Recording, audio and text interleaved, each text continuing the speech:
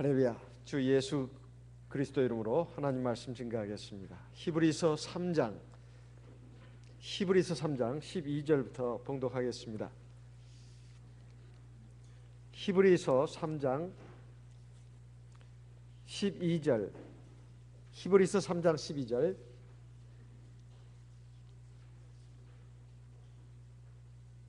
형제들아, 너희가 삼가 혹 너희 중에 누가 믿지 아니하는 악심을 품고 살아계신 하나님에게서 떨어질까 염려할 것이요, 오직 오늘이라 일컫는 동안에 매일 피차 권면하여 너희 중에 누구든지 죄의 유혹으로 강팍해 됨을 면하라.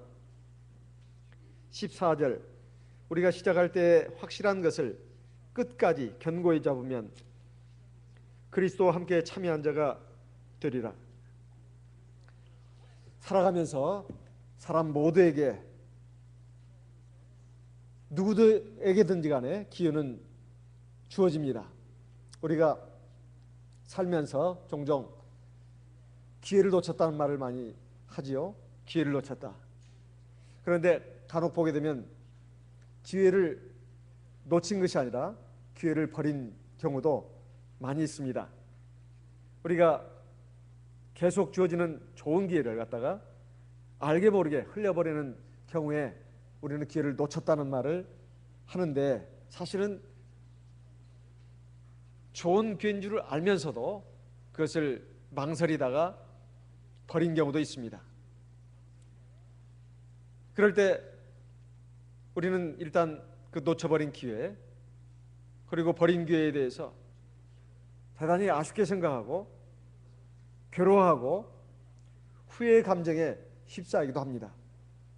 이것이 우리 사람들의 보통의 현실이 아닌가 싶습니다. 이 세상 모든 것에는 저마다 때가 있다고 했습니다.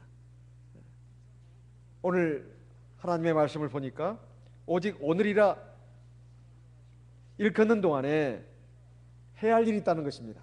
오직 오늘이라 일컫는 동안에. 그 앞에 오직이라는 말이 붙였습니다.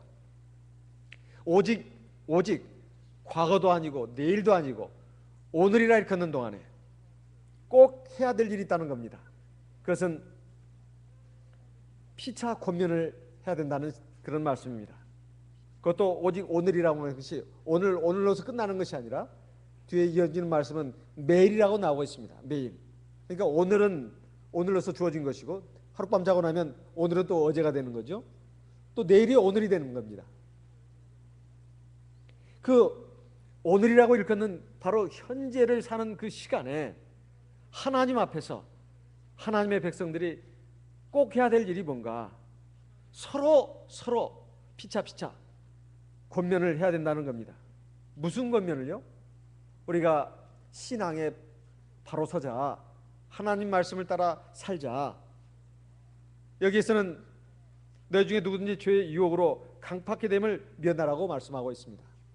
이 반대되는 말은 우리가 하나님의 말씀으로 신앙으로 견고히 서자, 이런 뜻이 됩니다. 그걸 뒤바꿔서 말한다면 너희 중에 누구든지 죄의 유혹으로 강팍해 되는 것을 피해라, 이런 뜻입니다. 여기 강팍이란 말이 뭘까요? 여기 헬라 원어 성경으로 된 그 말씀을 보게 되면 말라서 단단해지다라는 뜻입니다. 말라서 단단해지다. 강팍이란 말은 보통 우리가 쓰지 않는 말 아닙니까? 말라서 단단해지는 것. 그러니까 이것은 인간의 심령 상태가, 인간의 마음 상태가 완악해지는 것을 말합니다. 인간의 마음 상태가 아주 변화가 불가능할 정도로 악해지는 걸 말하는 거죠. 그것도 신앙적인 의미에서 봤을 때, 영적인 의미에서 봤을 때는 아주 나쁜 방향으로 완전히 굳어지는 것을 강팍하다고 말합니다. 우리의 건강도 마찬가지 아니겠습니까? 어느 순간 갑자기 건강을 잃어버리는 것이 아니라 사실 오랜 기간을 거쳐가지고 서서히 나빠진다고 합니다. 요즘 많은 사람들이 이제 나이가 들면은 당뇨병과 고혈압으로 고생을 하는데, 의사 선생님들의 말씀을 들어보면 그런 그 질환들은 하루아침에 생기는 것이 아니라 반드시 초기 증상이 있다고 합니다. 손발이 저린다거나 두통이 있다라든가 갑자기 심장이 좀 급하게 뛰기 시작한다거나 압박감을 느낀다거나 가슴의 통증, 이런 것들 초기 증세가 있다는 겁니다. 이랬을 때 이것은 사실상 빨간불이 들어온 것이죠. 빨간불이 들어온 겁니다. 건강의 적신호가 켜진 것이라고 할 수 있습니다. 그럴 때 먹지 말아야 될 음식들, 뭐 기름진 음식이라든가 짠 음식이라든가 음식 조심하는 것은 말할 것도 없고, 뭐 야채라든가 뭐 좋은 주로 채식 위주로 물도 많이 마시고, 그리고 좀 잠도 푹 자고 휴식도 충분히 취하고, 그리고 너무 어떤 문제에 대해서 막 골몰해 가지고 신경을 많이 쓰고 뭐 불안과 초조감에 쌓인다든가 이런 부분, 운동은 전혀 하지도 않고 막 몸을 혹사한다든가 이런 그 잘못된 그 비정상적인 생활의 모습을 갖다가 바꾸는 것, 이런 이제 때가 됐다 이렇게 생각을 해야 되는데, 그걸 무시하고 자꾸 무리해 가지고 뭐 음식 관계라든가 또는 뭐 운동면이라든가 그 밖에 생활면에 있어서 여러 가지 이런 것들을 갖다가 자기 그 한계점에 다다를 때까지 계속 그냥 무시하고 나가다 보면 결국은 쓰러지고 만다는 겁니다. 모든 일에는 다 적합한 때가 있다는 거죠. 우리의 마음, 우리의 양심, 종종 하나님의 말씀이 선명하게 들릴 때가 있습니다. 그런데 그 말씀이 어느 때인가 보면은 아주 희미하게 들린다는 거죠. 우리가 그 말씀에 대해서 귀를 기울이고 신경을 쓰면 그 소리는 아주 크게 들리고 점점점 크게 들립니다. 그렇지만 전혀 신경을 쓰지 않고 그걸 대수롭지 않게 여기고 무시해버리고 우리가 생활의 염려에 사로잡히고 또 세상에 살아가는 것에 골몰하다 보면 그 소리가 점점점, 하나님의 음성이 점점점 약해지고 작아지고 해가지고 나중에는 전혀 들리지 않는 상태가 되기도 한다는 겁니다. 이것이 참 큰 문제 아니겠습니까? 양심의 소리가 들려오지 않는 생활, 양심의 가책을 느끼지 않는 삶, 이것을 어떻게 보면 굉장히 평온한 삶 같지만은 사실은 죽은 사람의 상태라고도 말할 수 있습니다. 우리가 안식일을 지키는 것도 그렇습니다. 교회 안식일도 한 번 빠질 때, 아 이거 참 내가 오늘 이번에 안식일 빠졌는데, 예배 빠졌는데 참 이거 아이 참 어쩔 수 없이 빠지긴 했지만 아유 참 이건 이러면 안 되는데, 좀 그때 상당히 마음이 착잡하고 괴롭습니다. 내가 의지적으로 빠졌든지 아니면 부득불 빠졌든지. 그래가지고 이제 안식일이 이제 한 주일이 아니라 2주, 3주 이 빠지게 되면 점점 그 양심의 고통이, 가책이 약해집니다. 그래가지고 무감각하게 된다 이 말이에요.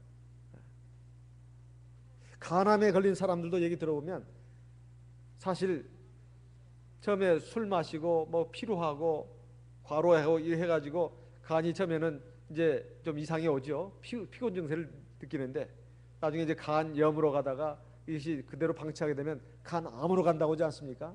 간암으로. 그러면 이제 그때는 뭐 회복 불능의 상태로 갈 수가 있습니다. 그러면 이제 그 간의 기능을 잃어버리니까 온몸이 이제 다 아파서 결국은 죽음에 이르게 되는 그런 상태에 갈 수가 있습니다. 우리의 신앙 양심도, 우리의 영혼도 이렇게 될 수 있다는 것입니다. 그래서 우리가 이런 것을 막기 위해서 어떻게 할 것인가? 매일매일 피차 권면해야 된다. 우리가 건강을 위해서도 하루 3끼 밥을 꾸준히 먹고 운동도 해야 되듯이 어느 날 갑자기 건강을 잃어버리는 것이 아니라, 해치는 것이 아니라 이 매일매일의 식사와 우리 운동 또 우리의 활동에 의해서 건강 유지가 되고 또 활기 넘치는 생활을 하듯이 우리의 영혼도 마찬가지라는 겁니다. 우리가 언제 뭐 생각나면 가끔씩 한번 하고 그렇게 돼서는 안 된다는 것이죠. 오늘 아침에는 아주 적극적인 그 부분에 신앙적인 영웅을 모델로 들었습니다. 무려 300년 동안 하나님과 함께 동행했다. 이건 참 쉬운 일이 아닙니다. 매일매일 하나님과 함께 동행했는데, 그것도 300년이라는 그 기간에는 매일매일이 다 들어있고, 그 매일매일도 사실 24시간이 다 들어있습니다. 저는 그 말씀을 생각할 때마다 제가 참 열등감을 느낍니다. 바로 박필선 목자님이죠. 제가 우리 원로 목자님 통해서 든 바로는, 그분은 정말 기도도 많이 하시고, 그리고 이렇게 잠깐 대화 나누다가도 뭘 하는가 보면 또 기도를 하고 있다는 겁니다. 길 가면서도 자전거를 끌고 가면서도 혼자 중얼중얼거리는데 뭘 하고 있냐 보니까 기도를 하고 있다는 거예요. 성령 기도를. 제가 그 얘기를 들었을 때 저는 참 낙심했습니다. 저 자신에 대해서. 야, 그분은 저 높은 산이고 나는 저 밑바닥에 있구나, 그런 생각이 들었어요. 그것도 다 떠나서 제가 하루 24시간을 우리가 한번 생각해 볼 때, 내가 하나님 앞에서 정말 하나님 앞에서 아침에 새벽에 기도하고, 그리고 저녁 때 기도하고, 그 중간중간 내가 정말 얼마나 하나님을 의식하면서 하나님의 말씀을 떠올리면서 생활하고 있나, 이걸 생각해 보면 참 하나님 앞에 죄송할 때가 많이 있습니다. 그런데 그렇다고 해서 일할 때마다 막 하나님 뭐 어쩌고 저쩌고 계속 물어가면서 하라는 그 뜻은 아닙니다.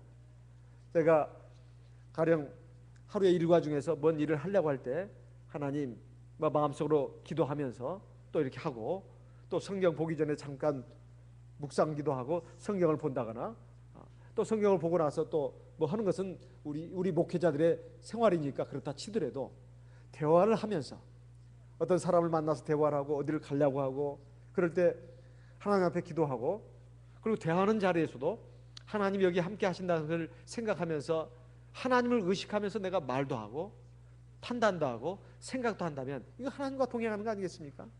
어떤 일을 하면서도 어디를 가면서도 이것이 바로 하나님을 의식하고 하나님과 동행하는 그런 생활이라는 겁니다.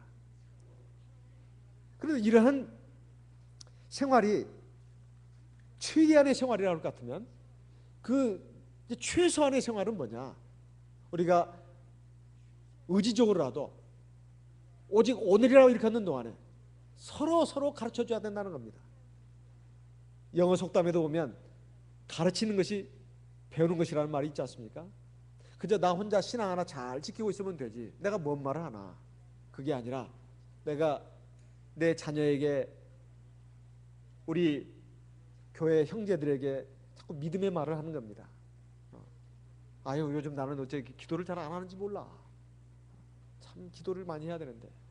이것은 상대방의 내 부족한 점을 드러내는 것뿐만 아니라 상대방을 깨우쳐주는 말도 되고 나를 깨우치는 말도 됩니다. 왜 우리 자녀들이 교회 생활이 이렇게 힘든가? 제가 가만히 생각을 해보면, 저도 자녀들을 키워봤는데, 첫째 믿음 생활이라고 하는 것이 교회에서 잠깐 이루어진다는 겁니다. 그냥 예배 때 잠깐 와서 하나님께 예배 드리고 가면은 그냥 그만이에요. 집에 가서 잘 기도도 안 합니다. 성경도 안 본다 이 말이에요. 근데 자녀들은 아주 어린 아이들이거든요. 어린 아이들이 부모의 뭘 보고 자라겠냐 이 말이에요. 부모의 뭐 밥 먹어라, 뭐 학교 가라, 공부해라, 이놈아, 뭐 야단치기나, 너 그러면 안 돼 이놈아, 야단치고 훈계만 있지 사실 하나님 앞에 기도하고 하나님 앞에 예배드리는 이것이 없어요.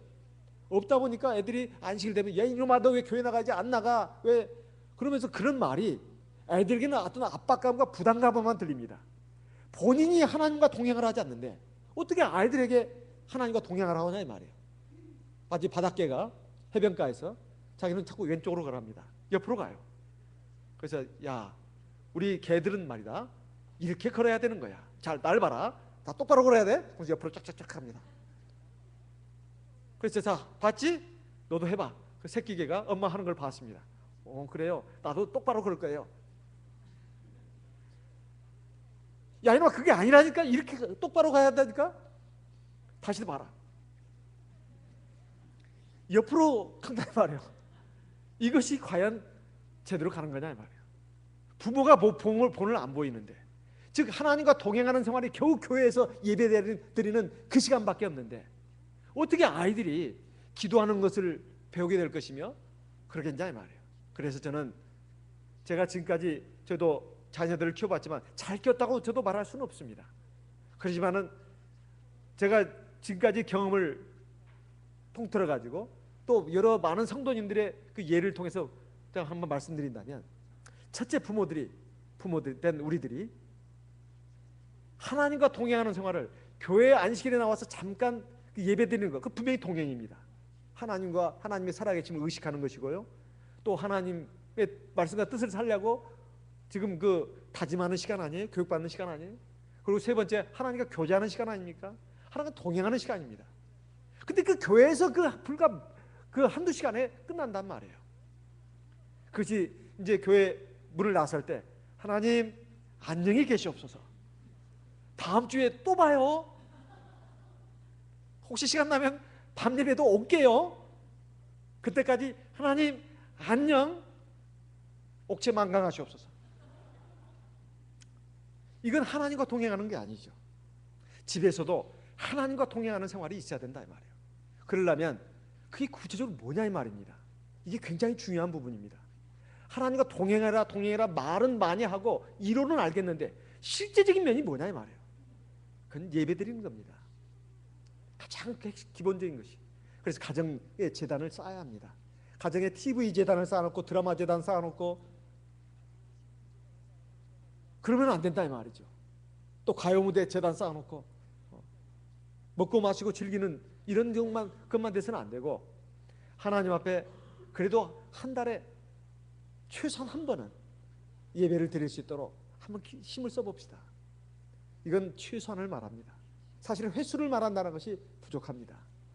일주일에 한 번 한다면 얼마나 좋을까요? 그래서 자녀들을 불러 모아놓고 가정의 제사장 된 아버지가 만약에 믿지 않는 분이고 시간이 없는 분이라면 어머니가 아이들을 불러 모아놓고 하나님의 말씀을 가르치는 겁니다. 지금 육적인 이스라엘 백성들은 그렇게 하고 있습니다. 그렇게 하고 있어요. 세계 노벨상의 30% 이상을 휩쓸고 있는 유대인들이, 정통 유대인들이 그렇게 하고 있습니다. 제가 가끔가다 그런 말씀드려서 혹시 여러분들 마음을 상하셨는지 모르겠어요. 그렇지만 외국에 나가서 한번 생활해 보시면 제 말이 절대로 과장이 아니라는 걸 알게 됩니다. 화교들의 신앙을 보게 되면 거의 육적인 이스라엘 백성들의 버금간다고 할 수 있어요. 정말로 그렇게 합니다. 그런데 우리들의 생활은 과거에, 지금부터 20-30년 전에 양요한 목사님이 하나님 나라 가셨습니다만, 그분이 한국에 와서 여러 번 오셨죠. 한국의 신도분들을 많이 겪어봤습니다. 겪어보면서 한국 신도들에 대해서 이런 평가를 내리셨어요. 한국 신도들은 참 착하다는 거예요. 그리고 친절하대요. 착하고 친절하대요. 그런데 하나, 신앙이 약하다는 거예요. 신앙이 약하다고. 어디에 비해서? 자기들 대만 사람들에 비해서, 중국 사람들에 비해서 신앙심이 약하다고. 그래서 뭘 보고 하는 거겠습니까? 우리의 신앙 생활을 보고 하는 말입니다. 우리의 생활을 보고. 기도하는 것도 그렇고 말씀 듣는 것도 그렇고 사람들이 막 활발하고 친절하기는 한데 신앙 생활이 약하다는 거예요. 그러면서 자기 어려서 자라나는 과정을 얘기했는데, 자기는 굉장히 엄한 교육을 받고 자랐다는 거예요. 중국인들은 무섭다는 겁니다. 매달아 놓고 때린대요, 발바닥을 막. 그래가지고 어찌 어머니가 무서웠던지 아이고 어머니가 빨리 돌아가셨으면 좋겠다, 그런 생각도 했다는 거예요. 그만큼 중국인들이 무섭다는 겁니다.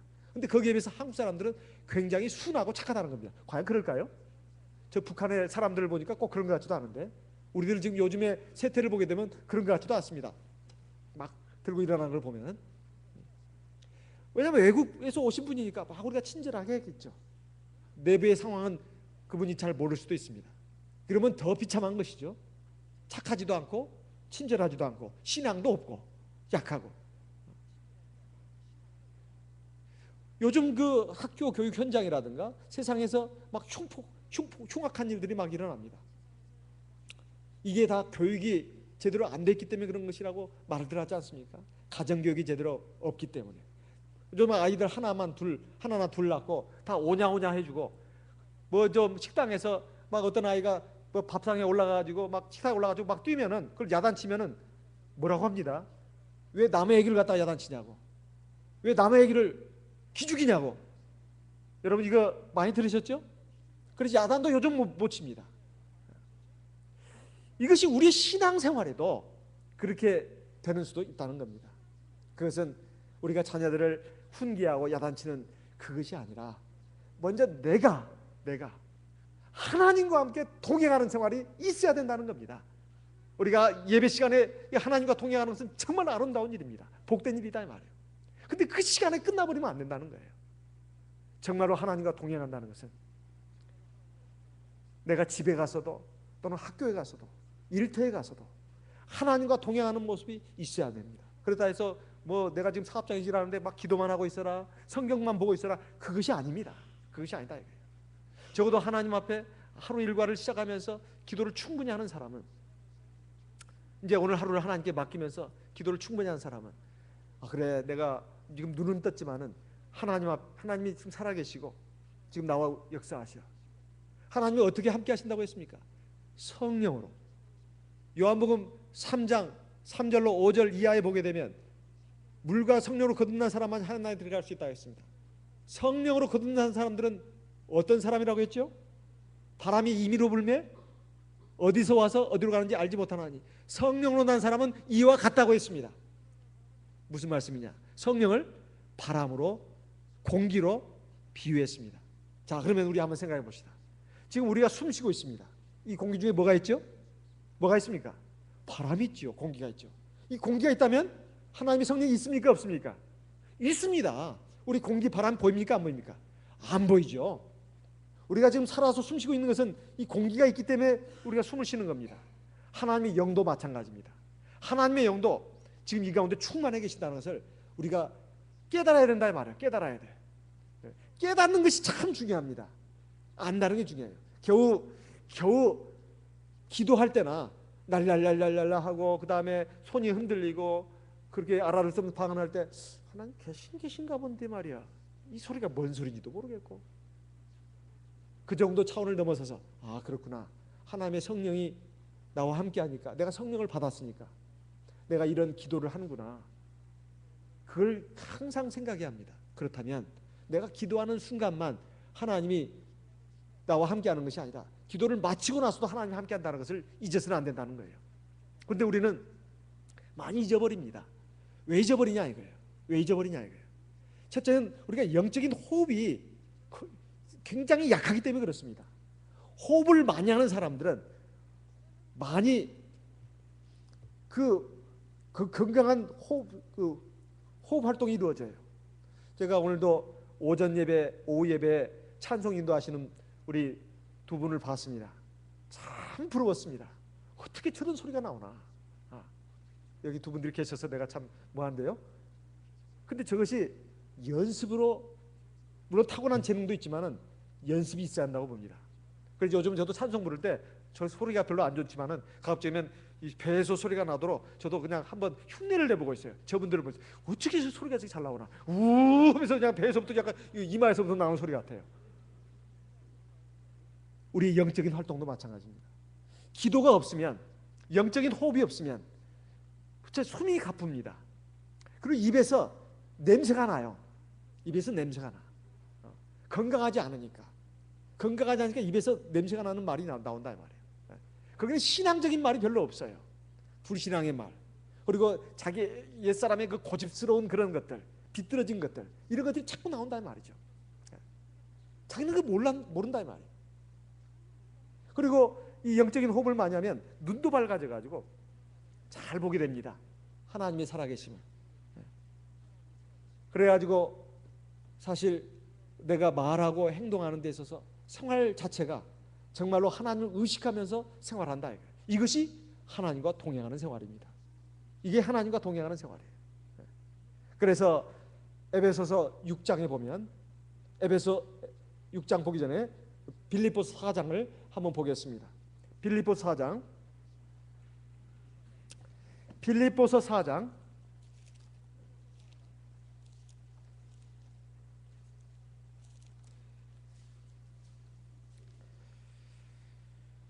6절 말씀 같이 읽어보겠습니다. 빌립보 4장 6절 같이 읽겠습니다. 아무것도 염려하지 말고 오직 모든 일에 기도와 간구로 너희 구할 것을 감사함으로 하나님께 아뢰라. 여기서 오직 모든 일이라고 나오고 있습니다. 모든 일에. 그래서 내가 오늘 무슨 일을 하더라도 정말 하나님 앞 모든 일이라고 되어 있으니까 꼭 중요한 일, 큰 일만이 아니라 그냥 사소한 거. 오늘 누구를 만나는데 하나님 오늘 누구 만나서 유익한 시간 되게 해주세요. 그리고 하나님 제가 그 사람의 말을 잘 듣게 해주시고, 그리고 내가 적절한 말을 할 수 있게 해주시고, 절대 하나님 앞에서 내가 잘못하지 않게 해주시고, 또 상대방을 내가 잘 파악해 가지고 지혜롭게 대처하게 해주시고, 어떤 일을 하는 데 있어서도 내가 오늘 좀 무슨 일을 하려고 하는데 그게 순조롭게 되게 해주시고, 이것을 통해서 많은 향상이 있게 해주시고 진보가 나타나게 해주십시오. 그냥 모든 일을 다 그냥 얘기하는 겁니다. 우리 자녀들 이 문제부터 시작해가지고 내 문제 모든 것들, 이런 것들을 다 얘기를 한다는 것은 사실은 하나님과 함께 동행하는 겁니다. 그러면 우리가 뭘 하나님 앞에 구해서 받는다, 이거 이전에 하나님과 동행한다 이 말이에요. 하나님과 동행한다. 하나님과 동행한다. 그러면 자녀들이 그 모습을 보고 자라는 겁니다. 그래서 아이들에게 교회 가라, 제발 그러면 안 된다, 이놈아 너 정신 차려, 그 말 하기 전에 내가 먼저 하나님과 동행하는 이 모습을 보여주는 것이 굉장히 중요하다.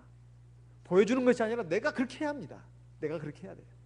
그러면 내 자녀들도 그 모습을 보고 자라면서, 그게 행동으로 모범으로 보이는 교육입니다. 말로만 해서 되는 교육이 아니라 모범으로 보이는 교육이다 이 말이에요. 그러면 나도, 내 가정도, 우리 교회도 하나님 앞에서 아주 온전한 모습으로 가게 됩니다. 화려한 어떤 활동이 중요한 것이 아닙니다. 사실 이 핵심이 중요한 거예요. 핵심이, 근본이 중요한 겁니다. 이 기본이 중요한 거예요. 이 기본이 안 되고 근본이 안 되면 사실은 모래 위에 지은 집과도 같습니다. 이렇게 이것이 바로 우리가 하나님과 함께 동행하는 것이라고 한다고 같으면, 우리가 매일 이런 것들을 피차 권면하는 것도 굉장히 그 중요한 일환 중에 하나다, 이런 말씀입니다. 매일 피차 권면해야 된다는 겁니다. 왜냐하면 우리 사람들은 약한 존재입니다. 약한 존재예요.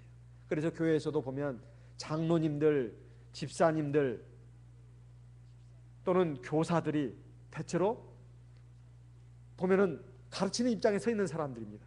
가르치는 입장에 서 있다 보니까 가르치면서 자기가 배워요. 가르치면서 자기가 배워. 그러다 보니까 좀 더 신앙이 있는 것처럼 보입니다.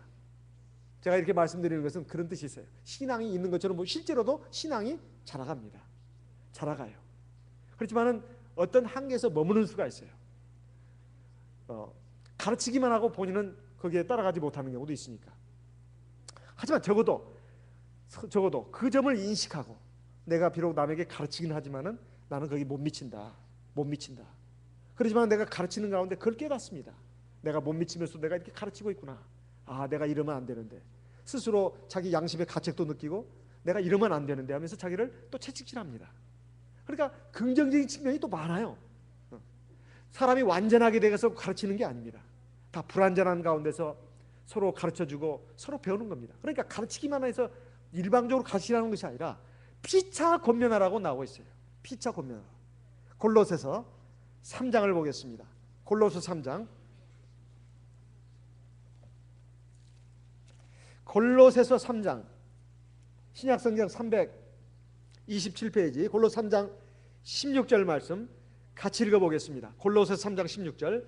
그리스도의 말씀이 너희 속에 풍성히 가하여 모든 지혜로 피차 가르치며 권면하고, 여기 보면은 그리스도의 말씀, 즉 하나님의 말씀이 너희 속에 첫째 먼저 풍성히 가하는 것이 중요합니다. 하나님의 말씀이 먼저 자기 안에 풍성히 가해가지고 그 하나님의 말씀으로 피차 가르치라는 거예요. 이게 서로 가르치라는 것입니다. 그러면 우리가 교회에서 보면은 보통 목자님들이 주로 단에 서서 하나님 말씀 가르칩니다. 그리고 이제 보조적으로 장로님들, 집사님들 또는 교사들이 이제 거기 아동반이라든가 들어가서 가르치죠. 그러면 나머지는 누가 어떻게 가르친단 말입니까? 그걸 말하는 걸까요? 그걸 말하는 게 아닙니다. 단에서 가지고 설교하는 걸 말하는 게 아니에요. 하나님의 말씀은 우리가 얼마든지 가르칠 수 있습니다. 어떻게 해요? 우리가 집에서 가정예배 드리는 거, 그리고 교회에 와서 서로 내가 하나님 말씀 깨달은 것을 가르쳐 주는 겁니다. 그것도 간증 형식도 좋아요. 내가 오늘 지난주에 이러이러한 일이 있었는데 하나님 말씀을 다 그걸 깨달았다고, 어떤 일을 겪으면서. 그래야 그 말씀이 그냥 내 생활에 탁 부딪혀가지고 나를 깨우쳐줬다고. 그렇게 간증하는 것도 가르치는 겁니다. 그래서 내가 기도를 더 많이 했다는 거 알았고, 또 하나님 말씀이 진실이라고 했는데 내가 그때 내가 양심을 굽히고 거짓말했던 거, 이런 것들이 내가 진짜 이거 엄청난 손해를 봤는데, 아이고 내가 이거 이러면 안 된다는 걸 알았다고. 그리고 안식일에는 가급적 육적인 일을 삼가고 하나님의 일을 하나님께 예배드리고 하나님께 봉사하는 일을 먼저 해야 된다. 세상 모든 일을 내려놓고 내가 하나님 앞에 나와서 온전히 쉬어야 된다는 걸 내가 철저히 깨달았다고. 이걸 가르쳐 주는 겁니다. 그리고 예전에 내가 좀 생활이 한때 어려워가지고 미적미적하다가 그달 11조를 안 냈더니만 그 다음 달에 그냥 2배나 손해가 봤다라든가. 실제 이런 간증들 많습니다. 그래서 그때 깨달았다고. 정말 하나님 앞에 11금 제대로 내는 거, 이거 절대로 이거 돈 아깝게 생각하면 안 된다는 거, 이거 정말 깨달았다고. 또 긍정적인 측면도 있지 않습니까? 우리 아무개가 누가 첫 월급을 갖다 직장 취업해가지고 첫 월급을 갖다 하나님께 그대로 바쳤더니 그 뒤에 하나님이 계속 그냥 승승장구하게 해주시더라. 뭐 그런 거라든가. 그것도 뭐 소박한 간증이지만 다 가르치는 거 아니냐 이 말이에요.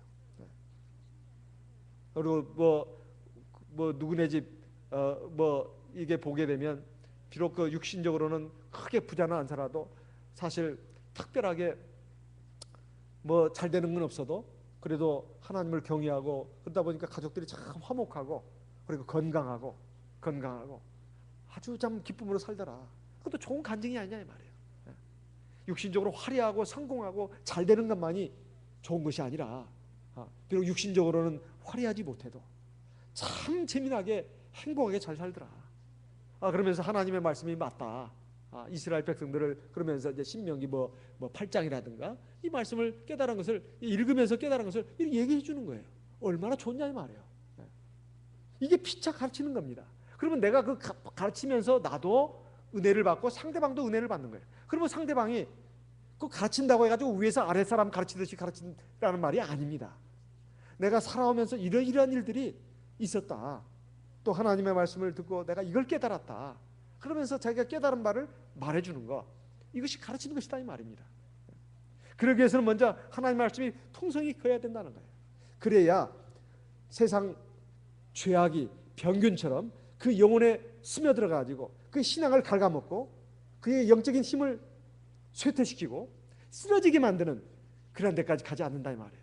영적인 영적인 불치병에 걸리지 않도록 막는 역할을 한다 이 말입니다. 영적인 불치병에 걸렸다 하더라도 그걸 회복시키는 그러한 보약과 같은 역할을 하는 것입니다. 그래서 우리가 그런 일을 매일 해야 된다는 거예요. 매일매일. 그것도 오늘, 나중에 때가 되면이 아니라 오늘이라, 오직 피차 오늘이라 일컫는 동안에 우리가 그 일을 해야 된다는 것입니다. 이거를 미래로, 장래로 해서는 안 된다는 거예요. 이것을 우리가 하나님께서 주시는 말씀을 알고 받아야 된다는 것입니다. 그런데 우리는 보통 이런 경우가 있습니다. 과거에 나는 하나님 앞에 많은 죄를 져가지고 참 나는 하나님이 나 같은 사람은 구원해 주실 수가 없어. 과거의 어떤 그 죄악에 대해서, 죄악된 생활에 대해서 참 고개를 들 수가 없고, 그래서 하나님 앞에 나는 은총을 받을 수 없으니까 그저 나는 하나님의 긍휼만 있다면 그냥 하나님 나라에 가는 것으로 좋게, 그렇게 생각하면서 지난날에 발목이 잡혀있는 사람도 있고, 또 지난날 또 화려했던 것들, 내가 옛날에 그래도 기도 많이 했고 하나님 말씀 많이 받고 그렇기 때문에 요즘은 뭐 그렇게 안 해도 돼, 뭐 그런 식으로 한다거나, 그것도 안 된다는 것입니다. 하나님은 항상 현재를 중시하십니다. 지금 내가 하나님 앞에 어떠한 모습으로 서 있는가, 이것이 중요하다 이 말이에요. 에스겔 18장 말씀을 보겠습니다. 에스겔 18장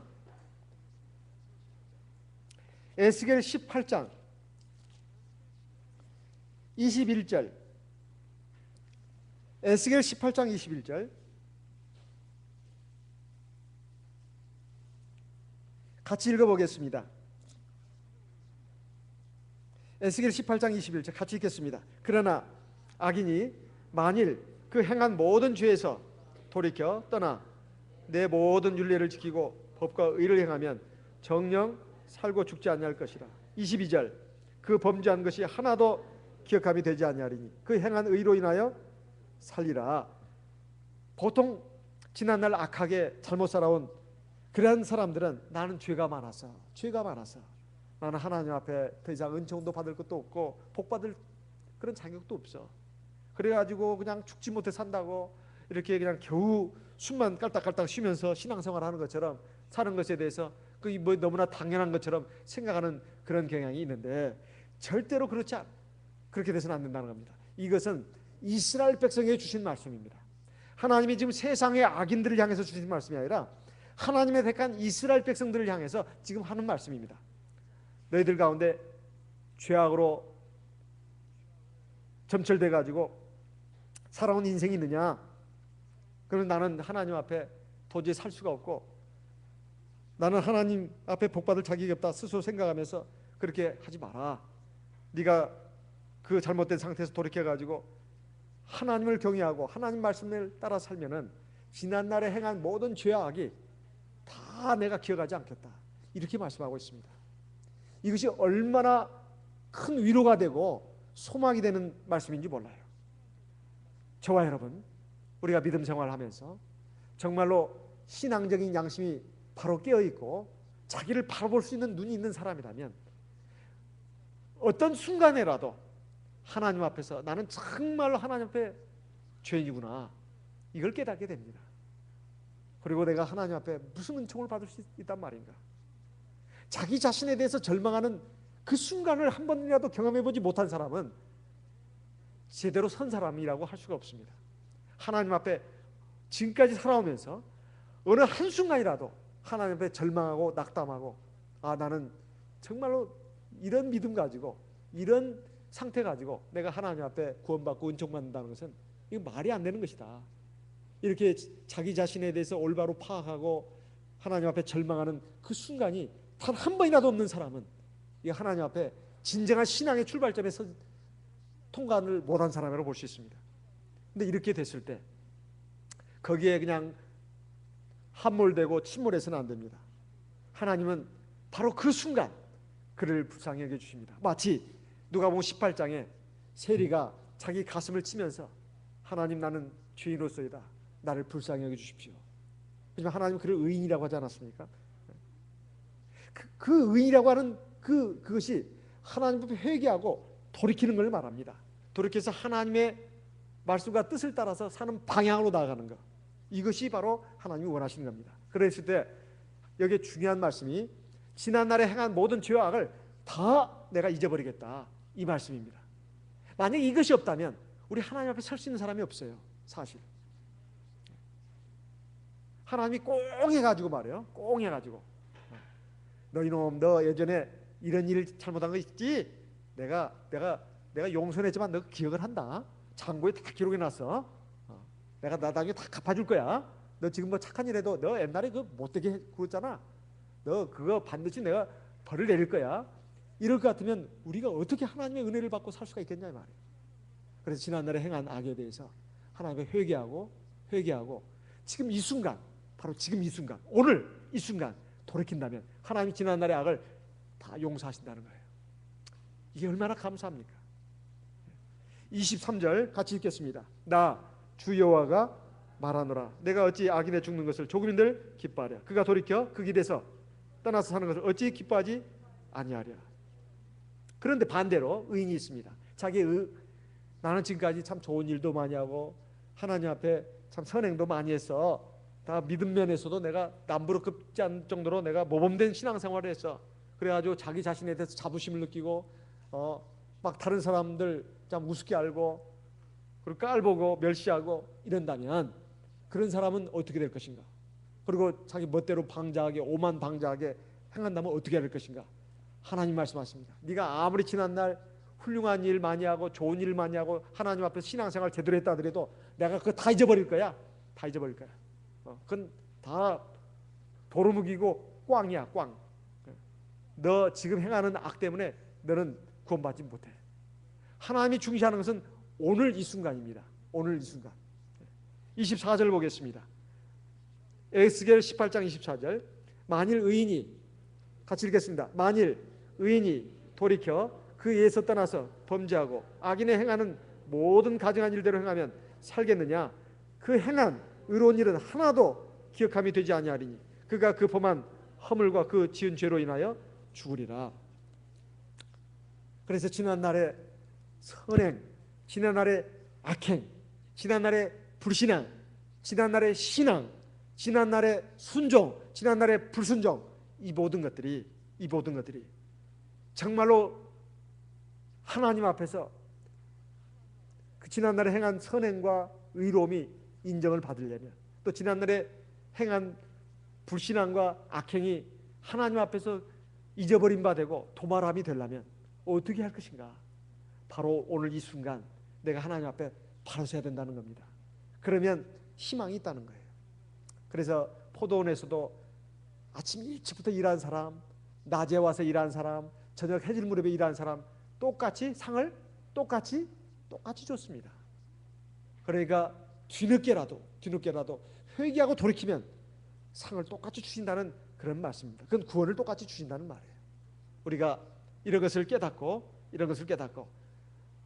오늘 내가 하나님 앞에 경건한 모습으로, 겸손한 모습으로, 진지한 모습으로 바로 서는 것이 참 중요하다. 그러기 위해서는 서로 피차간에 권면을 해야 된다는 겁니다. 내 신앙만 지키면 된다, 이것이 아니라 내가 내 아내에게, 아내는 남편에게, 그리고 자녀들에게, 또 자녀들은 부모를 위해서 계속 하나님의 말씀으로 위로하고 격려하고 경계하고 권면을 해줘야 합니다. 또 기도도 해줘야 합니다. 이것이 그가 이제 중병에 걸려가지고 결국은 쓰러지고 죽는 이런 것을 막는 역할을 하는 겁니다. 그냥 계속 방치하면 안 됩니다. 우리가 서로 계속해서 이런 일을 해야 되겠습니다. 이스라엘 백성들은 하나님의 행하시는 모든 기적이사 권능을 봄에도 불구하고 그들은 항상 하나님을 원망했습니다. 왜 그럴까요?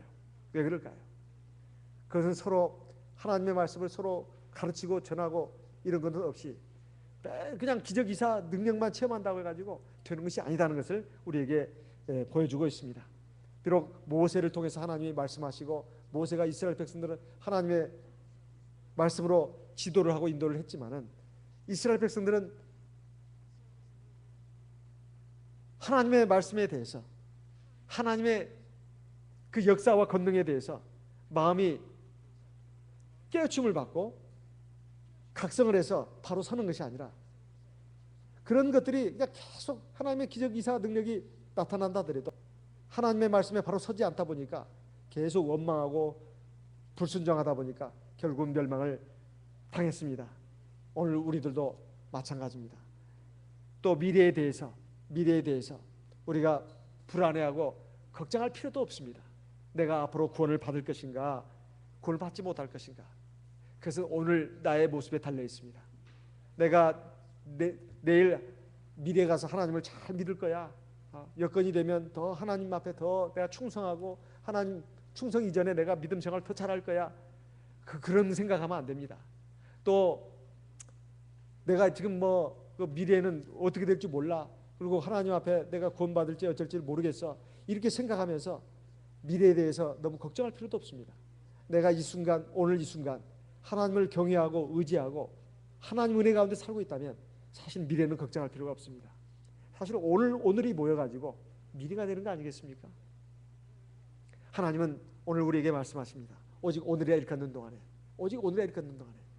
너희가 서로 피차 권면해서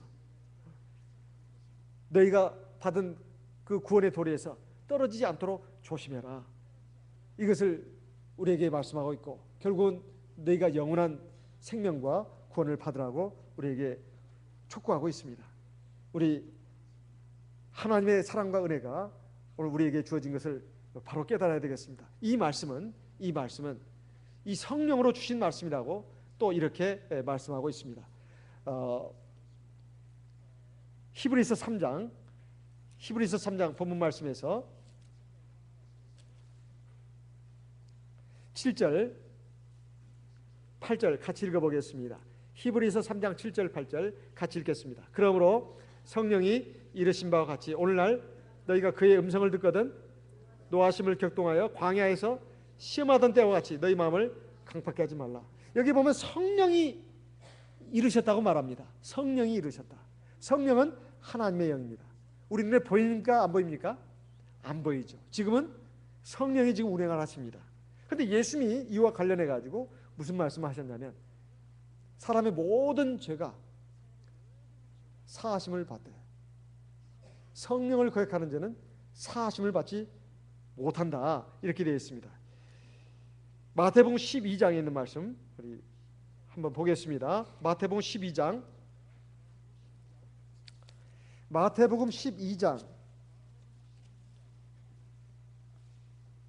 31절 같이 읽어보겠습니다.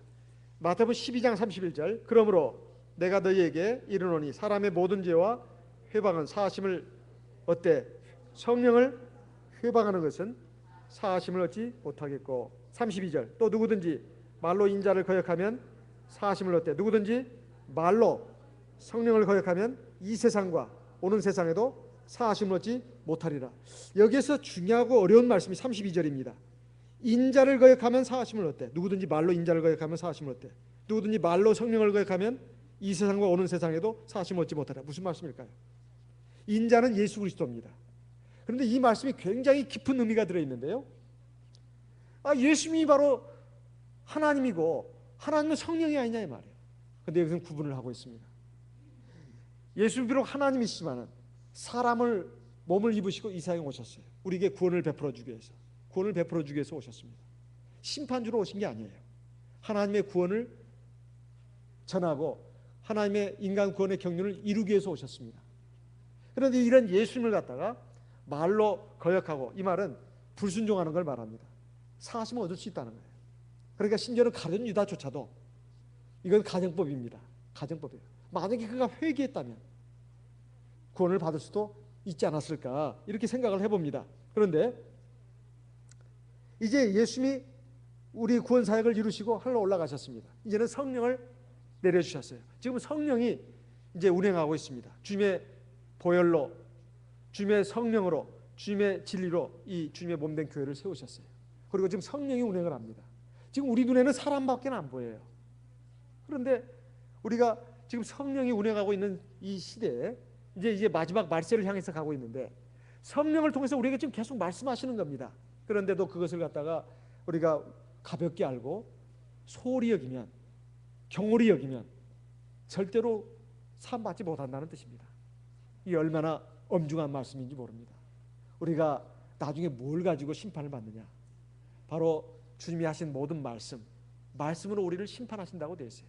우리가 그 말씀에 얼마나 믿음으로 부응하고 순종했느냐, 그것에 의해서 구원도 받고 구원도 받지 못하고, 그리고 상급도 받고 상급도 받지 못하고, 우리 하나님의 성령을 통해서 주시는 이 말씀을 우리가 믿음으로 받고 진지하게 받고 참으로 감사하게 받아서 순종함으로써 우리 생명 확보하고 우리의 구원을 성취하는 저와 여러분 되시기를 바랍니다. 그러기 위해서는 오직 오늘이라를 걷는 동안에 우리가 믿음으로 서로 권면하고 서로 위해서 기도해줘서 서로를 세워줌으로써 나도 살고 내 가족도 살고 우리 모두가 생명의 은혜 가운데서 굳건히 서가지고 하나님 나라에 꼭 들어갈 수 있는 저와 여러분 되시길 바랍니다.